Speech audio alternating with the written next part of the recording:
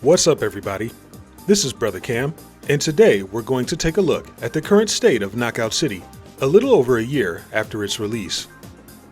I originally planned to do this review while Electronic Arts was the game's publisher, but decided to wait until after the start of Season 6. I usually develop a game's rating by using 5 categories to examine its strengths and weaknesses. Unfortunately, Knockout City has spent the majority of its time offering no notable story content unless it was tied to a monetization function. For this reason, I won't rate or discuss its limited story here. In this review, I will score Knockout across 4 categories ranging from 1 to 10. I will add those numbers and multiply the total by 2.5 for a final value out of 100 points. With a breakdown of our scoring method out of the way, our featured game is ready to be introduced. Knockout City is a competitive multiplayer dodgeball game developed and published by Velan Studios. In this sports action title, you can team up with friends to assert your ball-chucking dominance over the opposition. Knockout City is currently playable on the Nintendo Switch, Sony PlayStations 4 and 5, the Xbox One, the Xbox Series X and S, as well as PC. Crossplay is supported between all platforms, which allows players to connect with each other regardless of their preferred system. Now that our sports title has been introduced, let's examine the graphics for this review. If the visuals of Knockout City remind you of a certain driving game on the Switch, it's because Velan Studios is the same developer that made Mario Kart Live Home Circuit. Granted, Mario Kart Live is an augmented reality driving simulator, but you can still see an influence with its soft, circular designs and vibrant color palette. I appreciate a game's graphical style most when it complements its general concept versus solely establishing an optical identity. Some may argue that Knockout City's aesthetic resembles the oversaturated Pixar-esque graphical style, but I believe it genuinely works for this title due to the tempo of its gameplay. Personally, I thought Knockout would be more appealing with a modern cel-shaded style, but its current look still gets the job done. I appreciate the visual effects of combat, and its exaggerated ragdoll physics frequently stand out. The title and pause menu screens boast some clean, stylized interfaces that are easy to navigate. I love when a studio provides functional yet interesting ways to modify game options. While Knockout City's visual style may be an acquired taste for some, it succeeds in displaying the type of game it's designed to be. I give its graphics 8 out of 10 points. With our optical analysis complete, let's transition to the sounds of Knockout City. One positive aspect about Knockout City's audio is its gameplay indicators. Primarily, the sonic pitches of throws that can help time your reactions to successfully make defensive plays. The pangs and pongs of inflated balls popping opponents is also very satisfying. I think an underappreciated sound element is the directional indication of enemy footsteps. It's a very beneficial tool to have, especially if you're able to wear a pair of headphones as you play. The music of Knockout City seems to fit the type of game it's intended to be. Many of its tracks are an interesting composition of what sound like retro-inspired melodies. A particular track from the Knockout Roundabout map is the most memorable piece that I can successfully recall. Many of the other pieces are either serviceable at best or forgettable at worst. I won't say that I'm not a fan of quirky sports games tunes, as I've thoroughly enjoyed tracks from the Mario Kart series. One positive I can give about its music is how the game tends to introduce new tracks with each season, whether it can be heard on the menu screen or as buyable content to play from the Hideout's jukebox. If you happen to not be thrilled with Knockout's current musical selection, there's a chance a new piece could catch your ear in the future. When it comes to Knockout City's primary voice of the game, I personally found more to be desired. I felt a need to turn off the pirate DJ's voice in order to play the game. To be clear, I do not have a dislike for the actor that voiced the pirate DJ in Knockout City. I simply did not like the type of voice that was provided for the game's character.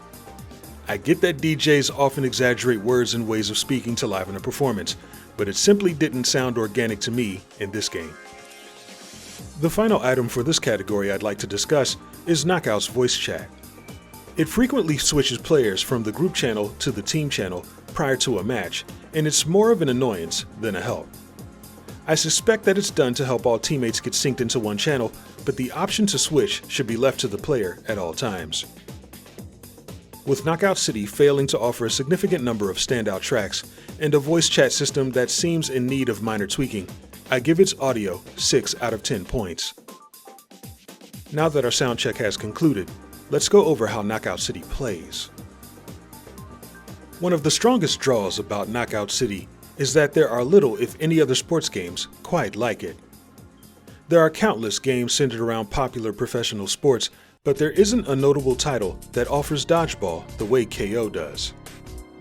At first glance, Knockout City can appear to be a gimmicky game about a remarkably niche sport that may hold your attention for a few hours at best.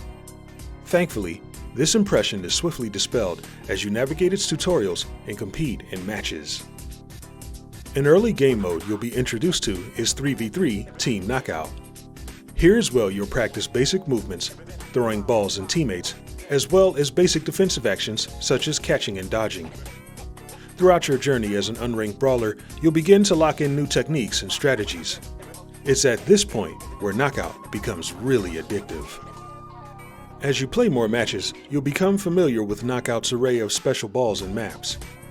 The game's combination of variable and static elements provide a balance of consistency and randomness that's akin to titles like the Mario Kart series. Knockout City is a game where you can turn your brain off and have fun casually, or train up your skills and immerse yourself in a sweat fest. If you ever find yourself bored with the standard 3v3 matches, Knockout City offers a rotational selection of special game modes, including Basket Brawl, Diamond Dash, Coin Hoarders, and more. There's at least 20 unique game modes you can select during private matches to keep the dodgeball action fresh. Knockout's game modes isn't the only area where customization gets crazy. There are a myriad of appearance features that you can apply to your brawler. There's also player icons, crew banners, vehicular designs, and other expressive features you can select to set your brawler and crew apart from the rest. You can easily lose track of time previewing skins, emotes, and other customizations to see how your character will look and sound during a match. Knockout City's online matchmaking is some of the better I've seen in a recent PvP title. I appreciate the way it detects and replaces AFK teammates to prevent your match from becoming a lopsided contest. When I first began to play Knockout City, Electronic Arts was still the game's publisher, and the player base across all platforms was considered to be small by many. What this meant for me was swiftly finding myself squared off against fierce competition who had been playing since the Day One era. Do not mistake this observation for a complaint. Even when I got crushed by higher street ranks, the games were typically fun, and I rarely felt helplessly overmatched. With an influx of more players at the start of Season 6, new brawlers will have the benefit of enjoying better balanced matchmaking. Some may argue that being pitted against demons will make new players better faster, but I believe a larger pool of new brawlers will provide a more productive learning environment. Knockout City's gameplay features are very strong, but there are still a couple of things I would like to see addressed that could make the game even better. First, when you're playing with certain gamepads, it can be easy to accidentally press the pause button in the middle of a match. It would be great if the devs implemented a hold to pause button that's similar in function to the hold to purchase button in the Brawl Shop. This could drastically decrease unintentional pauses, if not mitigate them altogether. I can hear the keyboard elitists snickering at the lack of having such an input problem, but pad users deserve to be worry-free also. Another item I would like to see is a ping function within the match. The ability to communicate enemy and object locations shouldn't be limited to voice chat. There's at least one free button on the D-pad and a number of unassigned keys such a function could be applied to. Desired items aside, Knockout's gameplay strengths significantly outweigh its weaknesses. It's for this reason I'm giving this category 8 out of 10 points.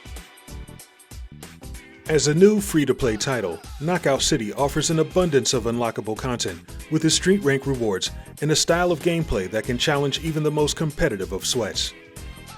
Its Brawl Pass is reasonably priced and offers additional content that can't be found anywhere on the street rank rewards table.